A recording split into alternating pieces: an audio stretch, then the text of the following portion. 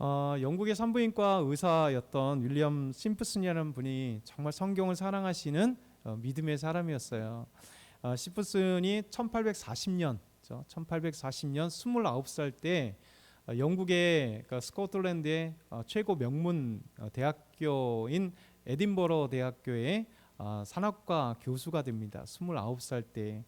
그리고 옥스퍼드 대학교에서 명예의 박사학위를 받고요. 또 의학적으로 많은 업적을 남긴 분이 윌리엄 심프슨이라고 하는 분들이에요. 이 의사가 이제 항상 고민을 했죠. 산부인과 의사다 보니까 어떤 게 있겠어요. 수술이라고 하는 것이 있다 보니까 산모가 고통스러워하는 거죠. 그러면서 이제 산부인과뿐만 아니라 당시에 수술하는 의사들이 참 힘들었던 거는 수술할 때 이 환자들이 그 고통을 그대로 감내를 해야 됐던 거예요. 그래서 이 심프슨이 항상 고민하기를 우리 환자들이 수술을 할 때 고통을 받지 않았으면 좋겠다. 어떻게 하면 고통을 받지 않을까 이런 생각을 했던 것이죠. 그러면서 심프슨이 성경을 정말 사랑했던 분이기 때문에 매일같이 성경을 보고 묵상하시는 분이에요. 이 성경 묵상할 때 창세기 2장 21절과 22절 말씀을 한번 같이 보시면 이 말씀을 어느 날 묵상하게 된 거예요. 여호와 하나님이 아담을 깊이 잠들게 하셨어요. 그리고 잠들매 그 갈빗대 하나를 잠든 아담에게서 취하였고요. 그래서 이것을 취했던 갈빗뼈로 살을 취해서 채우시고 여호와 하나님이 아담에게 취하신 그 갈빗대로 여자를 만드신, 그리고 그 아담에게 이끌어 오셨던 이 말씀이 이제 묵상하게 된 거죠. 그러면서 심프슨이 갑자기 딱 친 거예요. 와, 하나님은 잠들었던 아담에게 갈비뼈를 취하시는데도 불구하고 아무런 고통이 없단 말인가? 그러면 환자들이 수술할 때 고통받지 않게 할 수 있는 방법이 있지 않을까? 이런 생각을 하나님 말씀 안에 이제 깨닫게 된 거죠. 그러면서 하나님은 이 모든 방법을 이미 예비하셨을 것이다 생각하면서 이제 그때부터 더욱더 열심히 연구하기 시작합니다. 잠들었을 때 고통받지 않고 환자들이 수술받을 수 있는 그 이유가 뭘까? 그리고 이제 열심히 의사기 때문에 여러 가지 실험과 또 하면서 이제 그가 1847년에 드디어 인류 최초의 마취제를 그가 개발하게 된 거죠. 그 잘하는 마취제의 이름일 것입니다. 요즘엔 이제 이 마취제를 사용하지 않지만 클로로포름이라고 하는 이 약을 드디어 개발하게 돼서 처음에는 전제 크림 전쟁에도 이것이 마취제로 사용됐고요. 그 이후에 많은 마취제로 사용됐고, 우리가 이게 요즘에는 먹지는 않는데요. 우리가 60년대 우리 활명수 아시죠? 활명수 안에도 이게 사실 들어갔다 그래요. 근데 지금은 이제 사람이 안 먹습니다. 근데 그 이제 보편적으로 많이 사용됐던 클로로포름이 마취제로 당시에는 1800년 되니까 1900년 초까지 마취제로서 많은 사람들에게 이렇게 사용되었던, 인류 최초로 마취를 발명한 사람이 윌리엄 심프슨이라고 하는 사람이에요. 그래서 이렇게 하나님 앞에 말씀을 묵상하다가 꿈이 생긴 거죠. 그리고 비전이 생긴 거죠. 그것을 통해서 또 열심히 연구하고 노력해서 환자가 고통받지 않도록 수술하는 방법이 뭘까? 그러니까 모든 비전의 시작은 이제 생각부터 시작되는 거예요. 꿈부터 시작되는 것이 놀라운 하나님의 은혜입니다. 하나님은 성령 충만할 때, 우리가 사도행전 2장의 말씀에 성령님께서 우리에게 비전을 주신다 그랬잖아요. 우리에게 꿈꾸게 하시고 비전 주시고 환상을 보게 하시는 하나님의 은혜입니다. 그런데 이 비전은 시작은 오늘 첫 번째 한번 읽어볼까요? 하나님께서 주신 비전은 처음에는 막연합니다. 네. 하나님이 주신 비전은 우리가 생각할 때 비전하면 모든 계획들이 생각하고 비전이 분명해서 이거다라고 생각할지 모르지만 그렇지 않아요. 처음에 하나님이 우리에게 주신 비전은 막연합니다. 그냥 뿌연 안개 속에처럼 보여지게 돼요.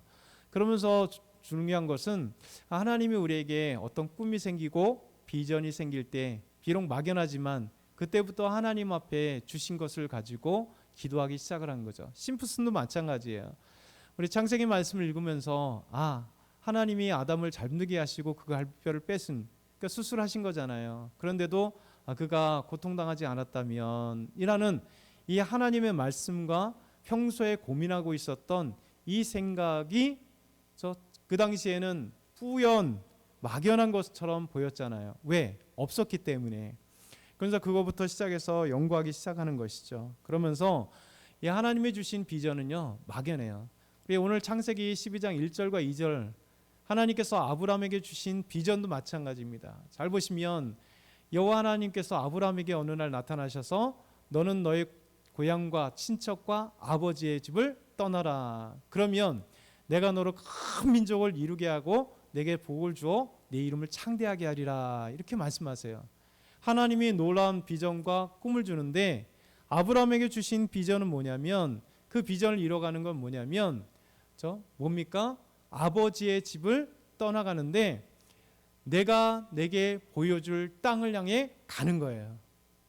여러분, 내게 보여줄 땅으로 가라. 이것이 얼마나 막연해요. 왜냐하면 하나님께서 분명하게 요 땅이다. 저 비행기 타고 미국 땅으로 LA에 도착해라. 뭐 이렇게 분명하게 얘기해 주면 좋겠는데 그렇지 않잖아요. 하나님이 놀라운 복을 주실 것이고 이름을 창대하게 하실 것이고 그 땅을 주실 것인데 그 땅의 시작이 뭐냐면 보여줄 땅이에요. 보여준 땅도 아닙니다. 보여줄 땅인데 가라는 거예요. 여러분, 시작은 보여줄 땅으로 가라. 그러니까 하나님은 우리에게 비전을 주실 때 비록 막연하지만 그 비전의 시작은 뭐냐면 순종이에요. 순종. 저와 여러분에게 하나님께서 어떤 비전을 주실 거예요. 꿈을 주실 거예요. 근데 막막해요. 보이지 않아요. 근데 하나님 마음에 우리 마음 가운데 주셨을 때 그 비전의 시작은 뭐냐면 막연하지만 가라고 하는 순종입니다. 아브라함이 이 말씀을 듣고도 갈대아 우르에서 그대로 있었다면 하나님 보여줘야 가죠. 하나님 보여줄 땅으로 어떻게 가요? 내 나이가 지금 언젠데 어떻게 이렇게 고향 땅 내 부모님의 집을 떠날 수 있겠어요? 하나님, 저는 막연한 거 따르지 않겠습니다 라고 했다면 하나님에게 보여주신 비전을 그는 이루지 못했을 거예요. 근데 하나님이 주신 비전의 시작은 막연한 보여줄 땅으로 가라 할 때 그 보여줄 땅은 손에 잡히지 않고 눈에 보이지 않지만 아브라함은 순종해서 가는 거예요. 이것이 시작입니다.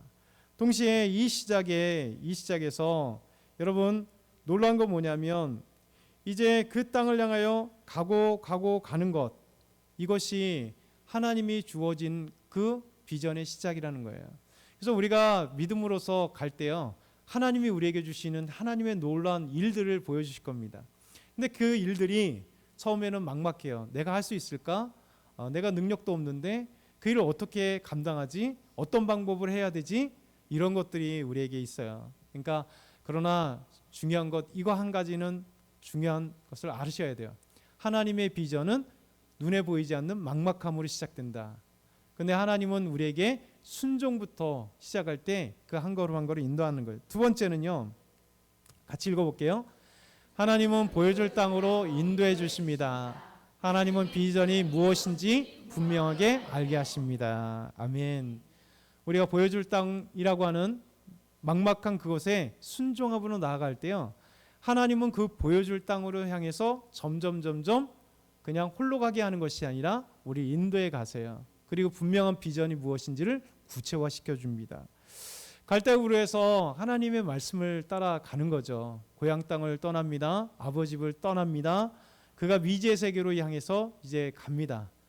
어느 순간에 하나님이 인도하셨던 땅은 하란 땅입니다. 그곳에서 하란 땅에서 이것이 하나님이 보여주신 땅인가 생각하고 그것에 정착했습니다. 그리고 많은 재산이 더 불어났습니다.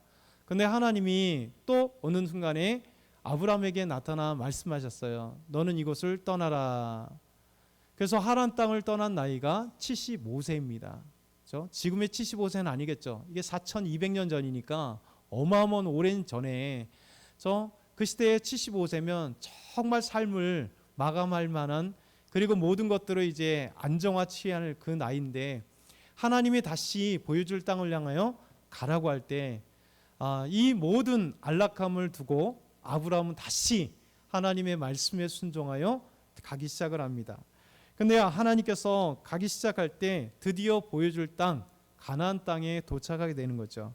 창세기 12장 6절부터 7절 같이 한번 읽겠습니다. 시작. 아브라함이 그 땅을 지나 세겜 땅 모레 상수리 나무에 이르니 그때 가나안 사람이 그 땅 거주하였더라. 여호와께서 아브라함에게 나타나 이르시되 내가 이 땅을 내 자손에게 주리라 하신지라. 아멘. 비전의 시작은 비전의 시작 구체화된 건 아니었으나 하나님이 보여줄 땅에 보여주었고 그 땅 가라 할 때 순종했어요. 하나님이 그 땅을 향하여 점점 가게 하시는데 가나안 땅 세겜에 딱 도착했을 때 하나님이 나타나셔서 말씀하신 게 뭐냐면 내가 이 땅을 내 자손에게 주리라. 보여줄 땅이 아니라 이제 내가 도착한 이 땅을 내가 내게 주리라 이렇게 말씀하시는 거예요. 여러분 하나님이 우리에게 비전을 주실 때 결코 하나님께서는 헛된 꿈을 주시지 않습니다. 비록 처음엔 막막했을지라도 그러나 하나님 앞에 순종하면서 기도하고 나아갈 때 하나님께서 우리를 통하여 일하시는 하나님의 놀라운 비전의 시간들 그리고 비전의 그 꿈 그리고 그 방법들을 하나씩 열어가시고 방향성을 정해주시고 그리고 정확하게 무엇인지를 하나님이 인도해 가세요. 그래서 우리는 순종하면서 기도하면서 하나님이 이끄시는 방법으로 나아가는 것이죠. 그러면서 그 비전은요, 세 번째는 확대성입니다. 그 비전은 확대성이에요. 하나님의 비전을 크게 하시는 거죠. 여러분 잘 생각해 보면 우리가 꿈이라고 하는 것이 너의 비전이 뭐야, 너의 꿈이 뭐야 그랬을 때 여러분 초등학교 때나 중학교 때나 고등학교 때 꿈이 대학교 가면 달라지는 거죠. 대학교 졸업하고 직장에 가면 달라지는 거죠. 그러면서 이제 되돌아보면서 뭐라고 생각하냐면, 야, 내가 그때는 파란만장한 뭐 멋진 꿈을 꿨는데 나는 무엇일까 이런 생각하는데요. 여러분 그것이 좁아진 게 아니라 하나님은 우리에게 꿈을 주실 때 현실과 타협하는 게 아니라 그 현실 속에서 맞아가는 것들을 하나씩 점검되는 거예요. 그래서 어렸을 때는요, 꿈이라고 하는 것은 엄청나게 희미할 때는 큰 꿈을 꾸게 되는 겁니다. 왜? 보여줄 땅처럼 우리가 아직 손에 부여잡는 것도 아니고 구차해야 되는 것도 아니기 때문에 그냥 어렸을 때는 크게 끄는 거예요. 그리고 점점 좁아지는 게 아니라 점점 구체화되는 겁니다. 생각해 보세요. 초등학교 아이가 무엇을 얼마나 알겠어요? 중학교 아이가 무엇을 얼마나 알겠어요? 고등학교 아이가 무엇을 얼마나 알겠어요? 우리처럼 이제 사회에 나와 보니까 사회의 많은 것들이 이렇구나라는 것을 사회생활하다 보니까 알게 되잖아요. 그러니까 더 구체화되는 것, 작아지는 게 아니라 그 꿈이 구체화되는 거예요. 하나님은 보여줄 땅이었는데 이 보여줄 땅이 이제 가나안 땅 세겜을 딱 두겠을 때 작아지는 것 같은 느낌이 들어요. 작아지는 것 같은. 구체화됐으니까 여기야. 보여줄 땅이 이만한 것 같았는데 아닌 것처럼 보이죠. 근데 하나님은 거기서부터 이제 구체화된 땅에서 우리에게 놀란 것들을 보여주기 시작합니다. 우리가 창세기 말씀 13장 14절에 17절 롯과 헤어지고 난 뒤에 하나님이 찾아오신 말씀입니다. 우리 같이 읽겠습니다. 롯이 아브라함을 떠난 후에 여호와께서 아브라함에게 이르시되 너는 눈을 들어 너 있는 곳에서 북쪽과 남쪽과 그리고 동쪽과 서쪽을 바라보라. 보이는 땅을 내가 너와 내 자손에게 주리니 영원히 이르리라. 내가 내 자손이 땅의 티끌 같게 하리니 사람의 땅의 티끌을 능히 셀 수 있을진데 내 자손도 세리나 너는 일어나 그 땅을 종과 행으로 두루 다녀 보라. 내가 그것을 내게 주리라. 아멘. 우리 하나님 우리의 비전을요 점점 넓게 하시는 거죠. 처음에 희미했고 이제 그 하나님께서 우리를 이끌어 가시는데 분명한 방향성을 딱 갖고 그리고 구체화됐어요. 근데 여러분 꿈이라고 하는 것이 구체화될 때 거기서 우리가 한번 넘어집니다. 무엇이 넘어질까요? 우리 초등학교, 중학교 때, 고등학교 때 넓게 생각했던 것이 대학에 들어와 보니까 현실이잖아요. 내가 꿈꿔왔던 대학이 이게 아니구나. 대학에서 또 보는 건 뭐냐면 직장이라고 하는 또 하나의 거대한 산이 현실이 보여지면서 나는 나약해지고 내가 갈 길은 너무 좁고 또 직장에 들어갔어요. 나는 요 직장에 들어오려고 지금까지 있었는가, 그 꿈을 꿨는가 라고 생각하지만 그렇지 않더라는 거예요. 여러분 점점 구체화되고 구체화될 때 우리에게 주의해야 될 건 뭐냐면 나는 자꾸만 작아지고 내 꿈은 적어지는 것 같이 느껴질 때 하나님은 거기서부터 놀라운 일을 시작하게 되는 거예요. 여러분, 우리의 놀라운 것들은 뭐냐면 하나님이 뭘 하시면 하나님이 보여줄 땅, 이 미지의 세계를 향해 달려갔고 순종했을 때 하나님은 드디어 가나안 땅의 세겜 땅 이곳이라 말씀하세요. 그러니까 아브라함은 보았을 때 도대체 분명하게 이제 이곳에 왔는데 거기에는 가나안 사람들이 살고 있고 나는 초라하고 나는 연약하고 나는 무엇을 해야 될지 이 땅을 하나님이 주신다고 했는데, 근데 하나님이 놀랍게도 롯과 함께 있을 롯이 떠나고 나서 홀로 있었던 그에게 찾아오시면서 말씀하십니다. 이 땅을 너에게 주는데 너는 비전의 확대성을 가져라는 그 더 놀라운 비전을 향해 달려가라는 겁니다. 이 땅을 차지하기 위해서는 너가 북쪽과 남쪽과 동쪽과 서쪽을 동서남북을 바라보라는 거예요. 그렇죠? 우리는 거기서부터 시작할 때 동서남북을 바라보는 눈이 필요합니다. 내가 있는 그 자리에서 하나님 이곳에서 어떻게 하면 달려갈 수 있을까라고 하는 동서남북을 바라보는 거예요. 여러분, 동서남북을 동쪽만 바라보는 사람에게는 동쪽만한 땅이 생기는 거예요. 서쪽을 바라보는 사람은 그곳에서 이제 가나안 땅 그곳에서 서쪽만 바라보는 땅이 생기는 거예요. 남쪽만 바라보는 사람에게는 남쪽만 바라보는 그 땅만 생길 거예요. 근데 하나님이 이제 구체화됐던 이 땅에서 비전의 확장성, 나의 꿈의 확장성을 갖고 하나님이 주신다고 약속을 믿으니 동서남북을 바라보고 더 멀리 바라볼 때마다 하나님은 동쪽과 남쪽과 서쪽과 북쪽을 하나님이 그 경계를 다 주시고, 그리고 내가 얼마나 보느냐에 따라서요, 내가 100m를 보면 100m 땅을 주실 거고 1000m를 보면 1000m를 주시고 100km를 보면 100km 멀리의 땅을 우리에게 주시는 거예요. 그래서 우리에게 그 꿈이라고 하는 비전이라고 하는 것은 하나님과 이뤄가는 데 있어서 우리의 이런 과정들이 필요하다는 거예요. 희미했던 시간, 그러나 하나님 구체화됐던 시간, 거기서 나의 연약함, 이건 뭐하지? 라고 할 때 하나님은 거기서부터 시작은 이제 그 땅이 주어졌기 때문에 그 땅에서 확장성이 일어나는 거예요. 나의 사업이면, 나의 직장이면, 내가 있는 그곳이면 그곳에서 하나님 앞에 기도하면서 하나님 이제 동서남북 바라보길 원합니다. 나의 능력은 연약하고 그러나 하나님이 함께 하시면 저에게 힘을 줄 수 있습니다 하는 거예요. 그리고 하나님 말씀하십니다. 그 땅, 이 땅을 너와 내 자손에게 주는데 내가 종과 횡으로 다녀보라는 거예요. 여러분, 종과 횡으로 다니면 그 종과 횡은 우리가 어떻게 밟느냐에 따라 다른 거예요. 하나님의 말씀에 순종해서 한 걸음 나아가고 두 걸음 나아가고 세 걸음 나아갈 때요, 하나님이 그 꿈과 비전을 향하여 기도하고 품고 달려가는 사람은 여러분 향해서 계속해서 달려갈 수 있는 거죠. 그래서 동서남북을 바라보는 모든 땅을 주실 것이며, 그리고 종과 횡을 다녀보는, 그렇죠? 걸어가서 다니는 하나님의 순종과 함께 나의 노력이 필요할 때 그 땅을 우리에게 주신다는 거예요. 여러분, 이것이 비전의 확장성입니다.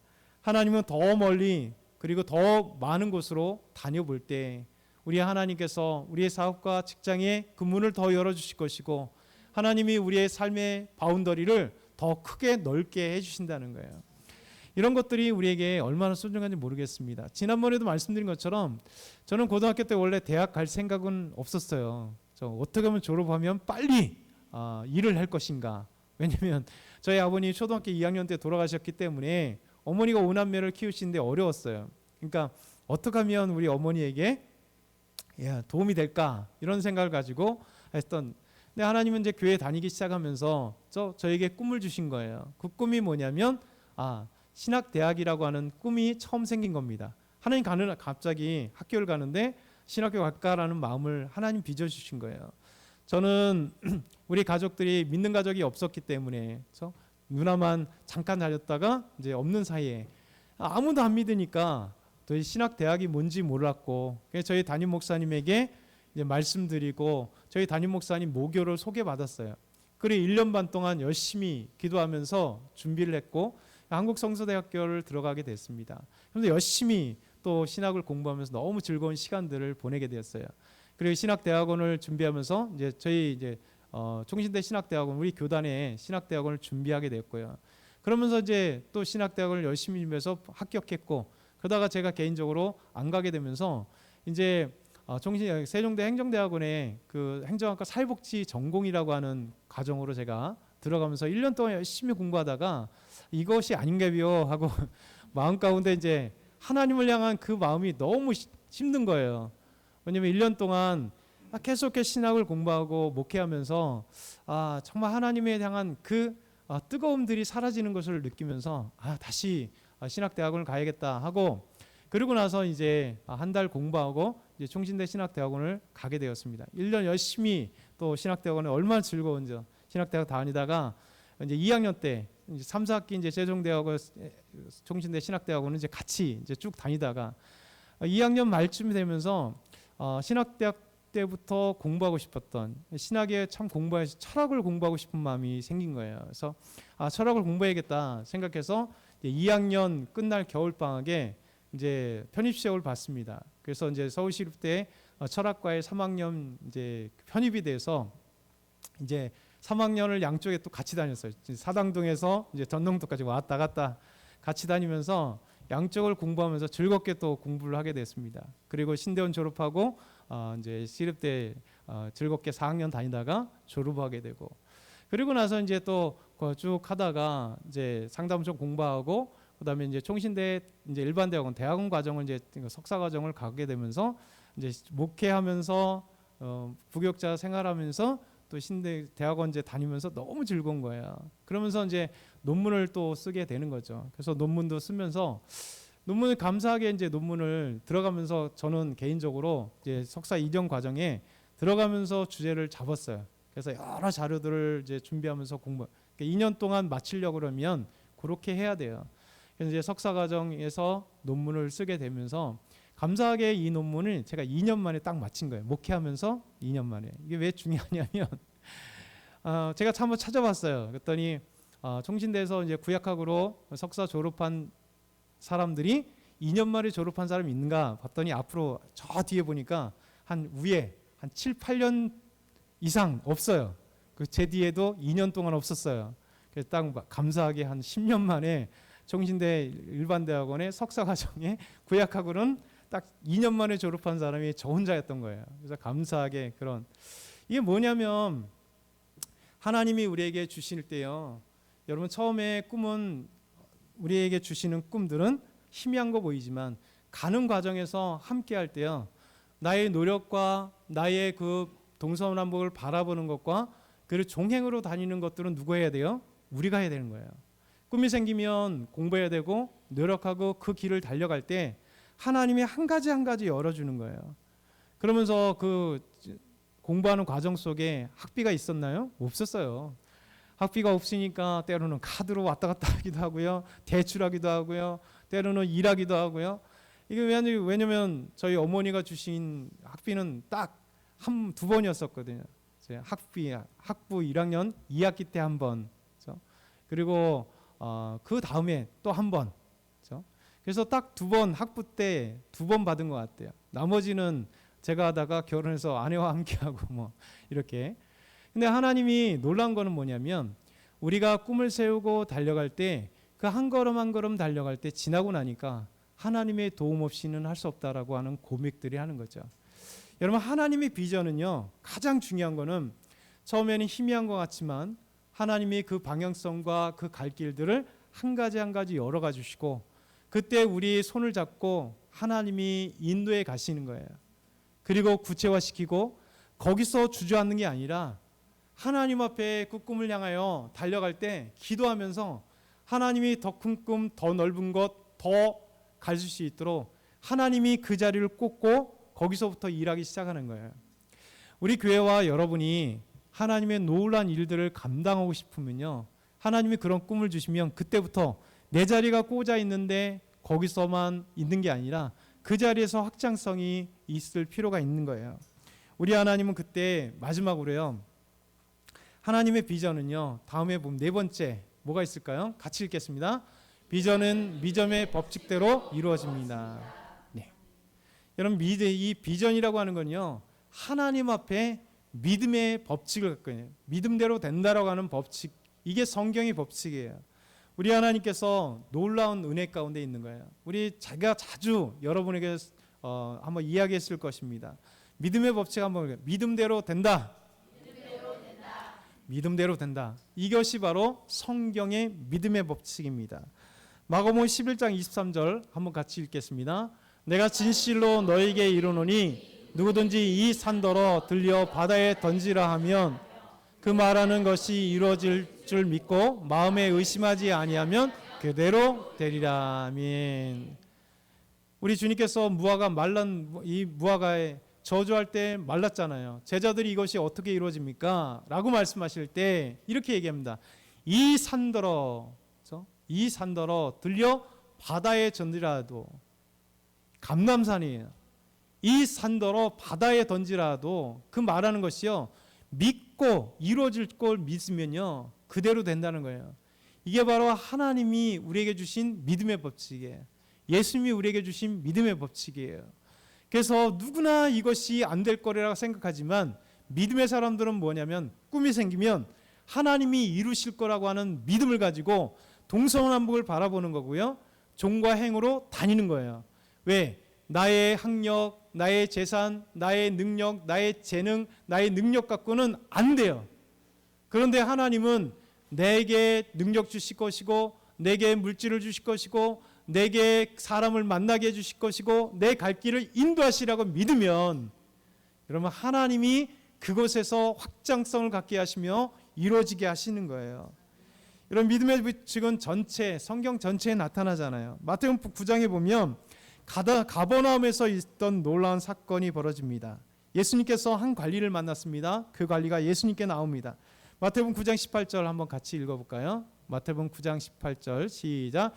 예수께서 이 말씀을 하실 때 한 관리가 와서 절하며 이르되 내 딸이 방금 죽었사오나 오셔서 그 몸에 손을 얹어 주시고 그러면 살아나겠나이다. 아멘. 예수님께 한 관리가 왔어요. 그 사람이 뭐라고 예수님께 말씀합니까? 예수님, 내 딸이 방금 죽었습니다. 여러분, 방금 죽었대요. 지금 아프어서 누워있는 것도 아니고 사경을 내매는 것도 아니고 방금 죽었습니다. 그런데 오셔서 그 몸에 손만 얹어 주십시오. 그러면 내 딸이 살아나겠습니다. 여러분, 이것이 한 관리의 믿음이에요. 우리가 상상할 수 없는 생각을, 믿음의 법칙을 갖고 이 한 관리가 행한 거예요. 여러분, 죽었던 딸이 살아날 수 있습니다라고 고백하는, 12해를 혈증으로 왔던 여인이 예수님의 옷자락만 만져도 살아나게, 내 병이 치료되려가는 믿음. 2명의 시각장애인, 나사렛 예수여 나를 불쌍히 여기서 내가 이 일을 할 줄 아느냐? 네, 제가 주님께서 치료해 주실 줄 믿습니다라고 하는, 네, 믿습니다라고 하는 이 믿음, 믿음의 법칙이 바로 주님, 제가 믿음대로 되리라고 믿습니다. 주님께서 해줄 수 있습니다라고 하는 믿음을 갖고 나아가는 거예요. 여러분, 이 믿음의 법칙을 갖고 있는 이 한 관리는 딸이 방금 죽었음에도 불구하고 예수님께 나와서 딸을 살려달라고 간청하는 거예요. 오십시오. 제 딸의 몸에 손을 얹어 주십시오 하고 예수님을 초대한 거예요. 그리고 예수님을 모시고 집으로 향하는 겁니다. 예수님은 한 관리를 향해 따라갑니다. 여러분, 집에 가봤더니 사람들은 이 아이가 죽을 위기에 있었기 때문에 많은 사람들이 노심초사 왔잖아요. 그리고 죽었습니다. 그래서 장례가 시작되는 거죠. 그래서 슬픔을 표현하는 피리 부는 사람들이 이제 도착해서 피리를 불고 있습니다. 그래서 사람들은 이 아이에 대해서 노닥노닥 얘기하면서 막 떠드는 소리가 나는 거예요. 그때 예수님께서 말씀하십니다. 여기를, 이 소녀가 죽은 것이 아니라 잔다. 그랬더니 믿음의 법칙, 믿음이 없는 사람들은, 여러분, 현실은 지금 이 아이가 죽었으니 예수님께서 이 아이가 죽은 것이 아니라 잔다 얘기하니 비웃더라, 이렇게 말씀합니다. 비웃더라. 비웃는 거죠. 여러분, 우리는 대부분의 사람들이 여기에 속해 있는 거죠. 비웃는 사람들이 속해 있는 거예요. 하나님이 나에게 무슨 비전을 주셔. 내 나이가 얼만데, 나는 더 이상 이제 소망을 품지 못할 수 있는 환경인데, 나는 재산도 없는데, 내 직장은 요런데, 내가 대학을 나온 것이 이것인데, 지금 졸업한 지가 이렇게 오래됐는데 이제 내 아이에게만 소망을 두면 되지, 내 아들, 내 딸에게 소망을 두면 되지 라고 하는 사람들이 대부분이에요. 혹시 저와 여러분 그렇지 않나요? 우리 주님은 그렇게 얘기하지 않습니다. 믿음의 사람들은요, 하나님이 주신 비전을 향하면 그 비전을 꿈꾸고 하나님께 기도하기 시작하는 거예요. 하나님, 저는 이룰 수 없지만 하나님 저에게 주신 비전을 하나님이 보여주시고 믿고 전 나가겠습니다. 동서남북 바라보겠습니다.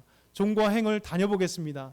저는 부족하나 하나님이 역사해 주십시오 할 때, 믿고 순종하게, 그리고 순종할 때 가고 행할 때 그 놀라운 비전의 문을 열리기 시작하고 넓어지기 시작하는 거예요. 그래서 여러분, 우리의 비전과 꿈은요, 내 자신을 보면서 우리는 자꾸 사단은 너는 할 수 없어, 너는 네 나이가 얼만데, 너는 지금 이제 무엇을 할 수 있겠니? 우리에게 끊임없이 이런 유혹을 해요. 그때 우리는 말해야 돼요. 사단아, 물러가라. 그렇죠?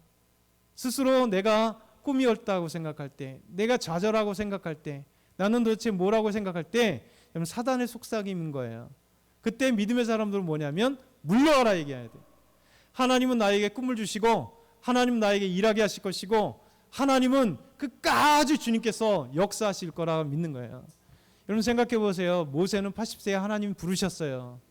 여러분 이제 죽음을 기다려야 될 80의 나이에 하나님은 그를 부르셔서 일하기 시작합니다. 40년 동안 여러분 그를 부르셔서 광야에서 이스라엘 백성들 출애굽하고 광야에 40년을 생활하고 120살에 하나님께서 부르시게 하신 거예요. 이것이 하나님의 놀라운 역사예요. 여러분 여호수아가 가나안 땅을 차지할 때 적어도 80세 어간입니다. 그렇죠? 왜냐하면 여호수아 갈렙이라고 하는 갈렙이 가나안 땅의 12정탐꾼에 뽑혀서 각 지파의 대표로 갔다 왔을 때 갈렙이 마지막에 40년 광야에 지나고 여호수아와 함께 길갈에 있으면서 저 가나안 땅, 나에게 주어진 유다 지파의 땅에 그 땅을 차지할 때 뭐라고 갈렙이 얘기하냐면 내 나이 85세이오나 하나님이 나에게 강건함을 주셨기 때문에 저 하나님이 이 땅을 주시면 이 산지를 내게 주셔서 내가 가서 차지하겠나이다. 여호수아가 갈렙하고 비슷한 나이예요. 그러면 갈렙이 85세면 여호수아가 가나안 땅을 차지할 때가 적어도 80세 어간된 할아버지였단 말이에요. 우리는 여호수아가 항상 생각하기를 강력한 힘을 가지고 강건하고 젊은 그런 장군이라 생각하지만 안 그렇습니다. 나이가 80세 어간되는 80 안 될 수도 있고 80 넘어갈 수도 있는 정도의 나이에 정확한 몰라요. 근데 중요한 거는 하나님이 함께 하시니까 비전의 땅을 보여준 순간 이스라엘 백성들을 데리고 하나님 믿음 갖고 가나안 땅과 함께 있는 그 가나안 사람들과 전투하기 시작하잖아요. 전쟁하기 시작하잖아요. 그리고 그 땅을 차지하기 시작합니다. 노령의 나이에 앞장서서 이스라엘 백성 젊은 군인들이 있는데 그들을 앞장서서 가는 거예요. 이것이 하나님의 비전이에요. 왜냐하면 하나님의 비전은 믿음대로 된다라고 하는 놀라운 법칙 속에서 이루어지기 때문에 그래요. 저와 여러분은 지금까지 우리가 성령이 임하시면 성령께서 우리에게 비전을 주신다는 많은 비전어리들을 보았어요. 오늘도 이 말씀을 기억하면서 우리 하나님께서 우리에게 주신, 여러분 개인에게 주신 비전, 이 비전을 묻히지 말아야죠.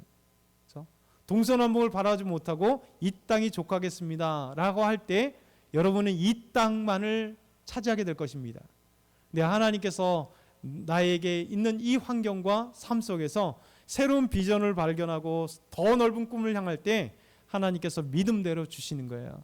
우리 마지막으로 옆에 계신 분들에게 믿음대로 됩니다. 우리 힘을 얻고 용기 내어서 우리가 좌절될 그 순간, 우리 순간 무너질 그 순간에 꼭 기억하세요. 하나님 나에게 비전을 주시면 믿음대로 됩니다. 하나님 내게 큰 믿음 허락해 주십시오. 우리가 이 시간에 우리 잠깐 이 말씀, 오늘 기억하는 말씀을 갖고 우리 한번 같이 한번 기도해 봅시다.